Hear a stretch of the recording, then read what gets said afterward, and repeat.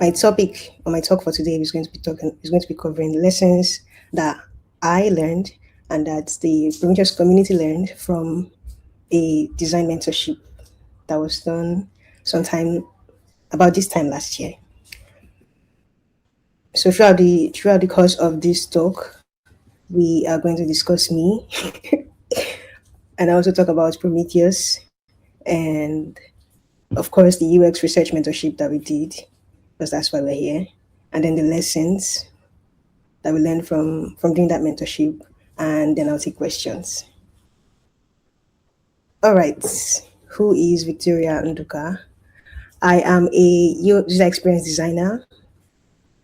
I started out doing UX design sometime in 2022, and to help me gain experience, I began contributing to open source projects like Layer 5. So I was somewhere here. Then about last year, yeah, this time last year, I decided to make a transition from UX design to a more technical role as a cloud engineer. So now I'm doing UX, open source, and cloud. So you see me here, here, or here. And one common thing that I usually do in whatever field that I find myself is to write uh, about the things I'm learning, about the things I do, and also talk about it. This talk is an example of that. So yeah, you can learn more about me on my website, more about me and the work that I do at victoriandoka.com. And yeah, Prometheus. What is Prometheus? So if you go on Google and you search Prometheus, you are most likely going to see this page with an AI overview that says that Prometheus is a figure in Greek mythology. That is not Prometheus that I'll be talking about in this talk. But if you scroll down a bit, you should see this um, Prometheus monitoring system. That's the one I want you to click. And when you click that, you to take you to this page, the Prometheus homepage. And you see that Prometheus is an open source metrics and monitoring system. Open source metrics and monitoring for your systems and services. For my non-technical folks like me, who may just be hearing about Prometheus for the first time and have no idea what this is, it's essentially Prometheus is essentially a health monitor for your software and your hardware, infrastructure systems as well.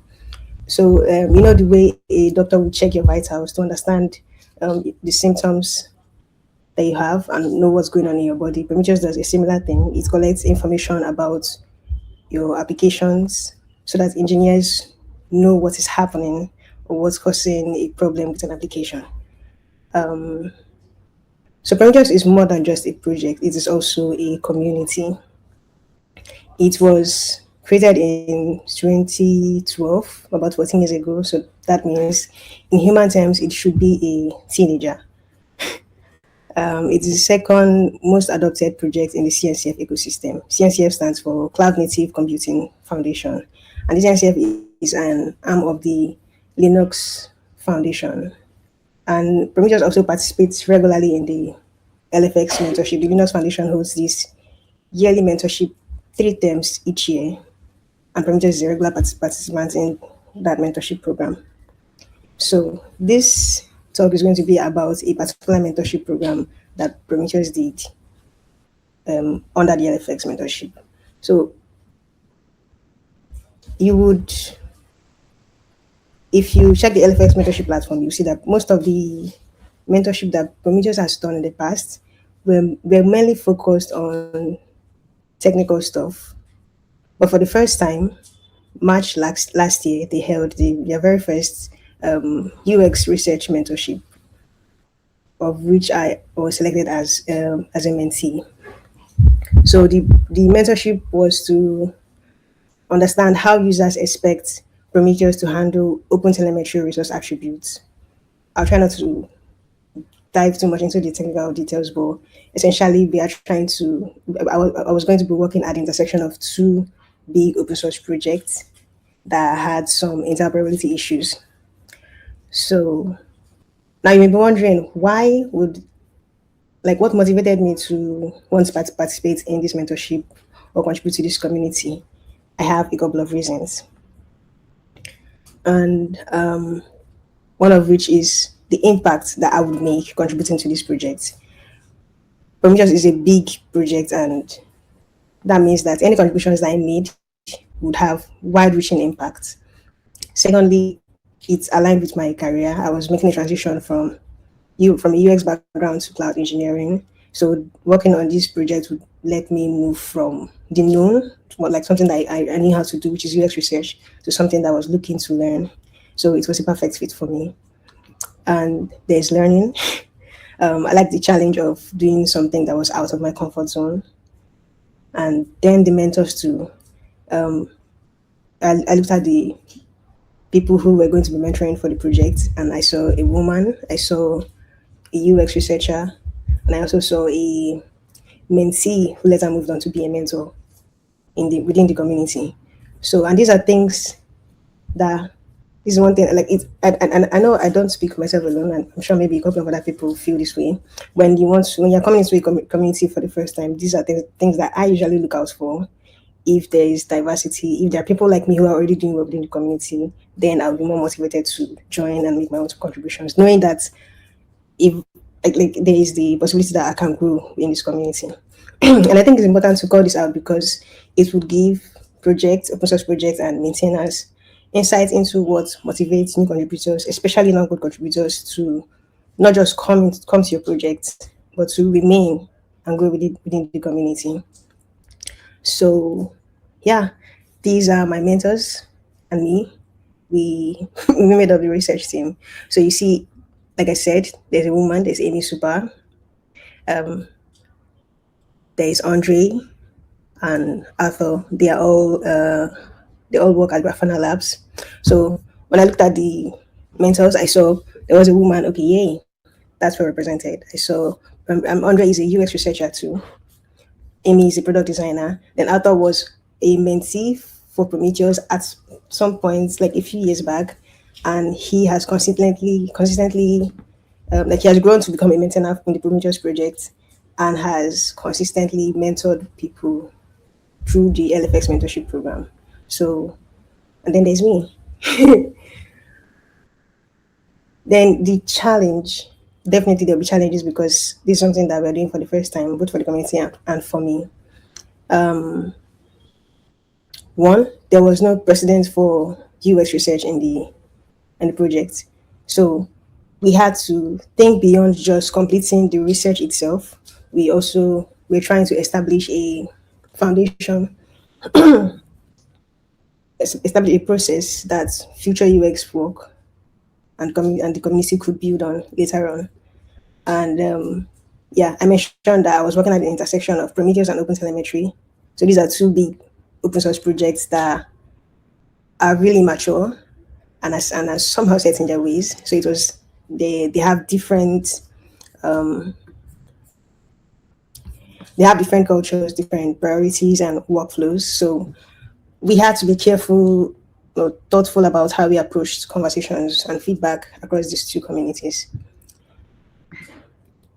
And then engaging maintainers who and other stakeholders. And by stakeholders, I meant the project co-founders as well, who you know how open source contributions are. These people have their jobs, they have other things that they are doing, and this is a mentorship that we're doing. I would not want to interfere with their busy schedule. So also the result of this UX research would most likely or potentially affect whatever these people are building. And so it was important for us to involve them early on in the process. We didn't want to conduct research in isolation and then show up with findings later on and expect them to just accept it. That's not the way it works. So part of the challenge was figuring out how we would involve maintainers and contributors in a way that respected their time while also getting meaningful feedback. Doing the first challenge, sorry, is doing UX research in a domain I barely understood, and I think this is clearly it's very obvious, and it's important to get context about the problem space that you're in because if otherwise you would easily misunderstand a problem or you could draw wrong conclusions or misrepresent findings. And like on a personal level, like it's easy to feel like an imposter when you are surrounded by people who seem to know more about the project than you do. So these are the challenges we faced. So we had to come up with a plan, and that plan involved one that was scour the web for existing UX research resources in other open source communities, because clearly, even though Prometheus was doing UX research for the first time, there are also other communities who have integrated UX research into their workflow. And a resource that we found was GitLab's. Resource that we found that was really helpful was GitLab's UX research handbook. Then we also plan to integrate into and engage with both the Prometheus and the hotel communities as early and as often as possible. And then also learn enough about Prometheus and OpenTelemetry to have basic context of the interoperability problems faced. Now the process. So maybe I'll say that later. So the first stage of the mentorship is one, like I said, I wanted to integrate into the community and engage with them as early on as possible. So I had to introduce myself to and the project that I was working on, the UX research I was going to do, to the community, both to the Prometheus and the Open Telemetry communities. And then we planned weekly sync with my mentors to keep them up to speed. And then we created a schedule. It's important that I call this out because it sounds unfun creating a schedule, but it's really important because it helps you know what you are going to be doing during a particular week, and lets you know so that if there is no time for a project that has a time that is time bound, because this mentorship was supposed to be for 3 months, if you have no schedule, it you kind of go off track. So creating that schedule was important. And then we had to plan the research approach and the method. We are going to run surveys or interview users, and if we're going to do that, why are we going to, like, what's about the research goals prompt us to use a particular research method. Then I went on to research about Prometheus and Hotel as communities and as projects, and how other open source communities do research and US work, like I already mentioned in the previous slide. Then in stage 3, this is the actual research work, the actual UX research. We ran a survey and conducted user interviews, and then we interacted throughout this process. We interacted with both communities to help with outreach, and yeah, shout out to the OpenTelemetry end user SIG, because they really helped push the surveys and helped us get more participants. And then the final stage is to analyze the responses from the surveys and the interviews.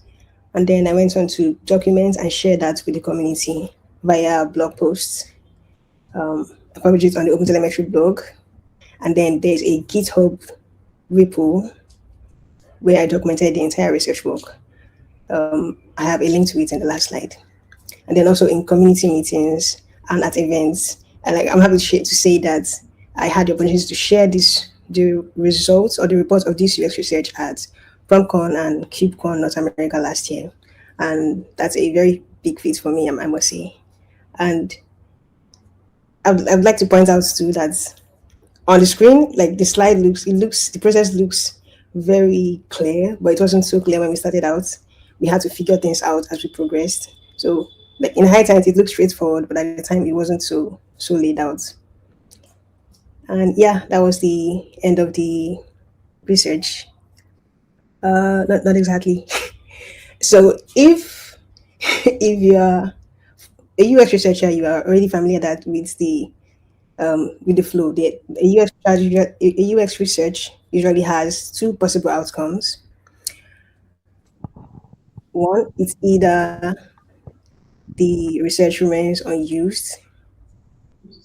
In that case, the research result just sits on the shelves and nothing is done about it. And another outcome could be that it gets used. And in that case, the UX research results drives project directions and decisions and leads to impactful changes. And I speak for all UX researchers when I say that we want our US research to be used. That's the essence of investing all that time into it after all. So, and I'm happy to say that that is exactly how this UX mentorship or research that we did, that's exactly how it went. From our UX research, we we found out a couple of things, but for the purpose of this talk, I'm just going to highlight two. One is that Prometheus had to expand, like it could expand to more exploratory telemetry use case. What this means is that the way Prometheus currently operates, it assumes that the user knows what they are looking for. So it's like you go to a doctor and you've already told him what your symptoms are, and he just runs tests to confirm what he has suspicions about. I think it's called a differential. I'm not a doctor, I don't know all those things. So he does tests to confirm that okay, what he thinks is the problem is actually the problem. So that's kind of how Prometheus operates. It assumes the user already knows what he or she is looking for. But OpenTelemetry collects not just a particular type of signal, but all the signals that you would need from your app, and then sends it to Prometheus or any backend. So one of the key findings is for Prometheus to expand to kind of operate the way OpenTelemetry does, on that assumption that the user doesn't know what they're searching for, but they want all the information so that they can correlate all of them.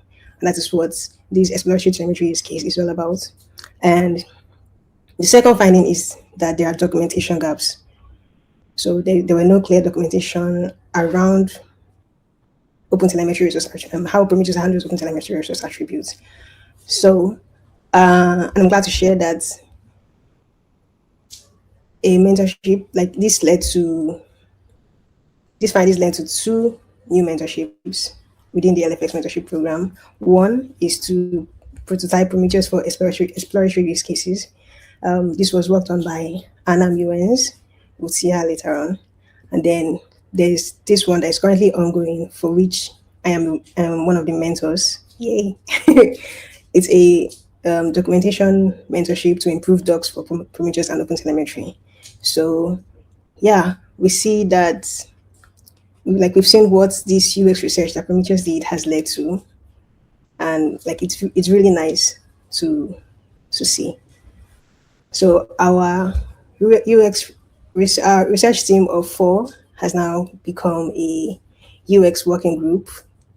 So Prometheus now has a UX working group as a result of the UX research that we did. And now we have one new member, Anna Muens, who worked on the prototyping mentorship program.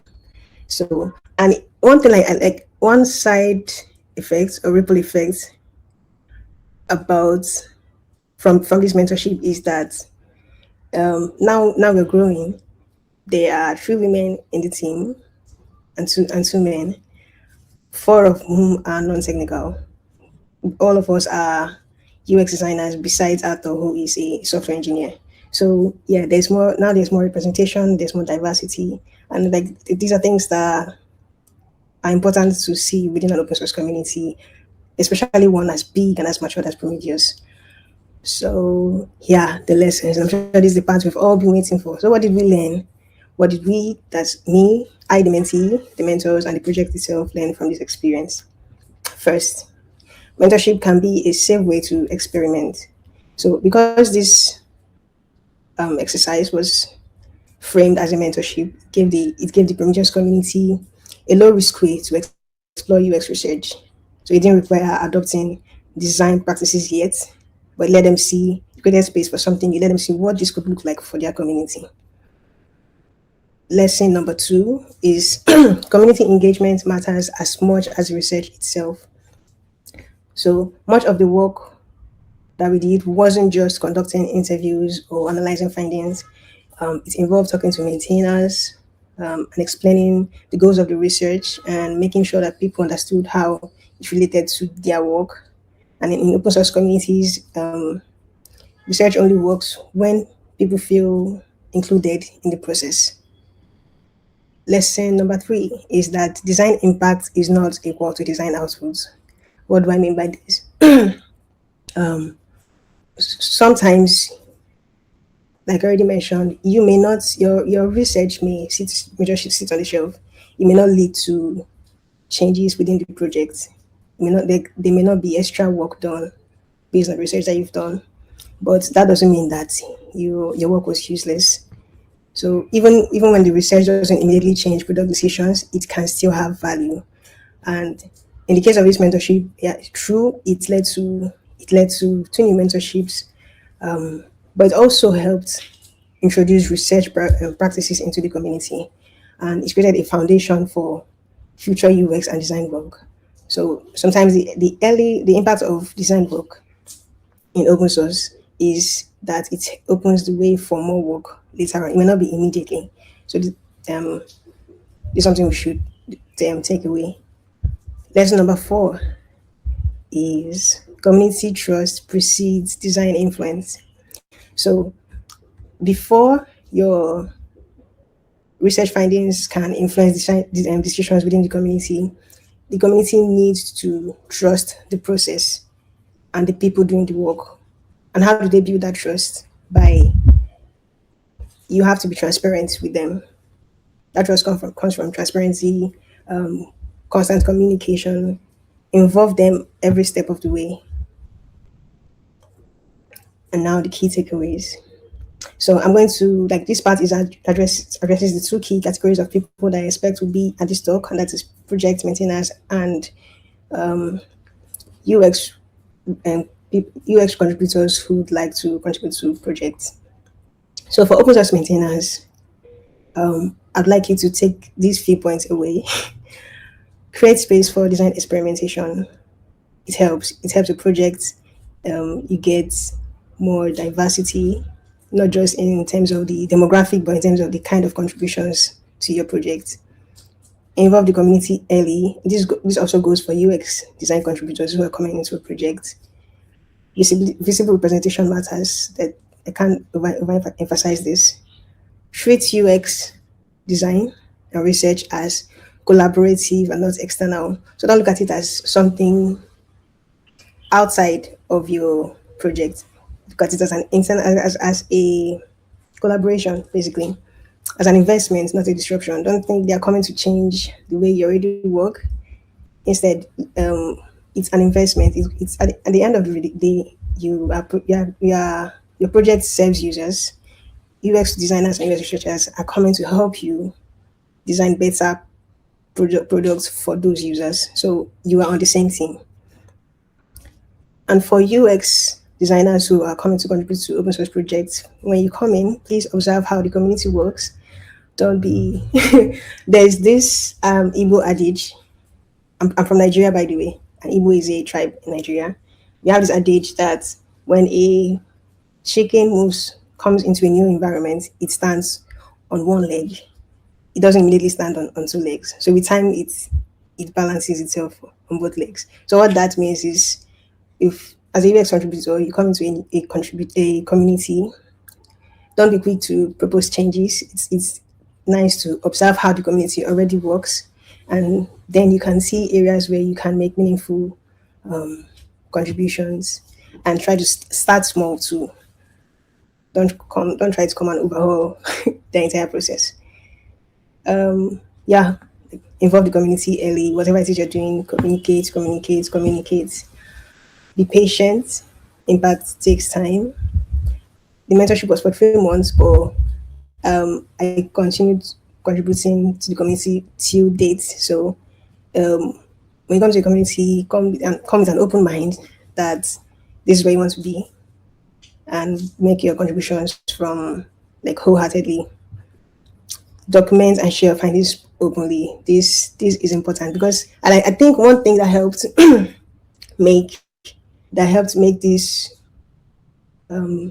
research get the outcome that it did, leading to two more mentorships and having the Prometheus community adopt some of the research findings, is that it was shared widely within the community.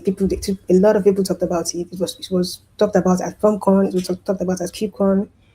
So yeah, share your findings publicly. Let people talk about it. That is how you get it. That's how you get people to act on UX research findings. And yeah, now I've come to the end, like the actual end for real this time of the of my Prometheus story, and we all lived happily ever after. So like my hope is that more open source communities will experiment with design mentorships like Prometheus did, and that more designers will feel encouraged to contribute to open source projects as well. And yeah, these are the resources. Oh, like now I realize that I should have used a QR code so it's easy to access. But hopefully it should be on the website, on the first backstage website. So yeah, I think I can take questions now. Thank you very much for listening to my TED talk. Thank you, Victoria.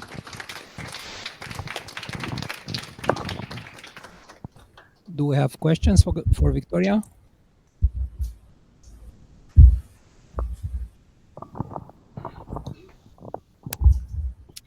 Oh, is it? Oh, okay. I'm always curious to hear from other designers in the open source space. What was your most like challenging conversation that you had with the open source community, and how did you navigate the challenges of communicating design and how it's valuable in the project? Okay. Thank you, Ariel, for that question. So one of the challenges that I had first off was imposter syndrome, and I had to interview stakeholders. I had to interview the project co-founders. These are people who have tons of information, tons of knowledge about the project. So I kept I kept postponing doing those interviews. I remember telling my mentors that, oh, how do I reach out to these people? And they said, yeah, like we could help, we could reach out to them for you, and then you can just join the call and ask your questions. So, and um, another challenge besides that imposter syndrome of having to reach out was that some of the projects maintainers or co-founders are very opinionated about how they want the project to be, and I don't blame them because this is practically their baby. So and OpenTelemetry and Prometheus have this very weird dynamic. OpenTelemetry has this huge community behind it, have they are set in their ways of working. Prometheus the same thing.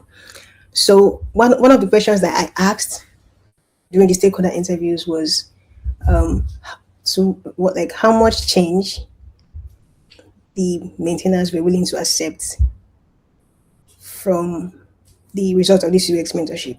So like what are the non-negotiables? What are things that have to remain the way they were, and what are some areas where okay we can compromise in these areas. So when I found those out in the recommendations, I made sure to mention those two, so that whoever is going to be working on the outputs of that UX research would know, don't touch this area. So yeah, I think have I answered the question? Thank you. Thank you, Victoria. Do we have other questions?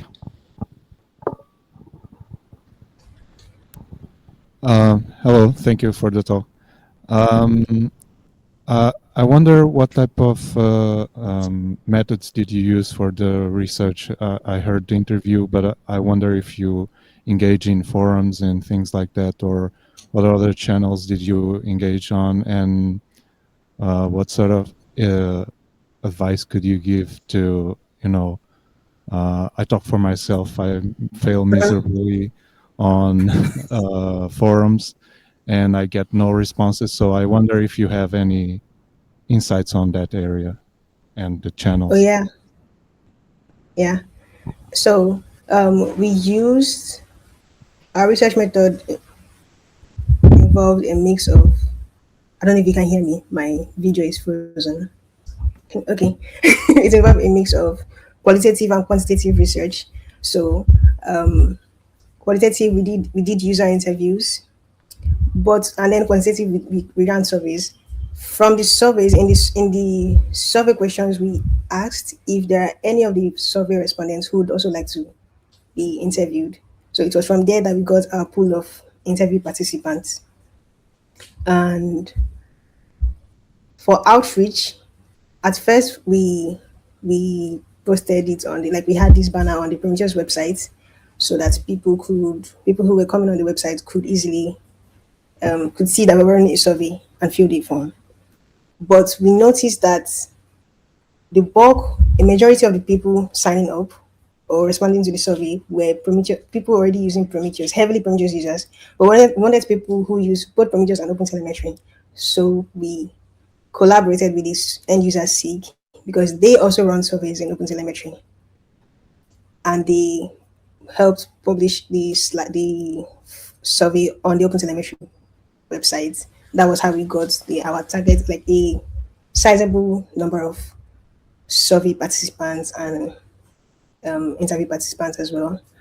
So I don't know I'd say at some point we had to leverage our own personal network. I posted on LinkedIn and other social media platforms.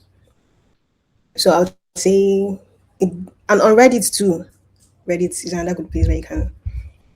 So I would say it depends on the community, what the story is about. The find out where your target users are or target audience are, who are likely to hang out, and share it there in those online forums where they may be. Also, at talk like this, you could reach out to speakers at big conferences and be like, hey, I'm running a survey, it's related to this. Could you add this QR code so people could know to fill the survey? So there's that. Thank you. Do we have more questions? We have time for one more question. It appears that there are no other questions, so we thank you for the talk.